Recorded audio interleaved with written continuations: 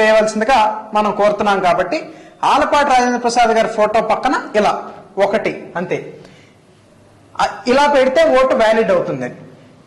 ఇలా కాకుండా రోమన్ అంకె 1 వేస్తే ఓట్ అనేది ఇన్వాలిడ్ అవుతుంది. ఇలా కాకుండా ONE1 ఇంగ్లీష్ అక్షరాలతో ONE1 వేస్తే ఓట్ అనేది ఇన్వాలిడ్ అవుతుంది. ఇది కూడా కాకుండా 1 తెలుగులో 1 అని రాసినా కూడా ఓటు ఇన్వాలిడ్ అవుతుంది.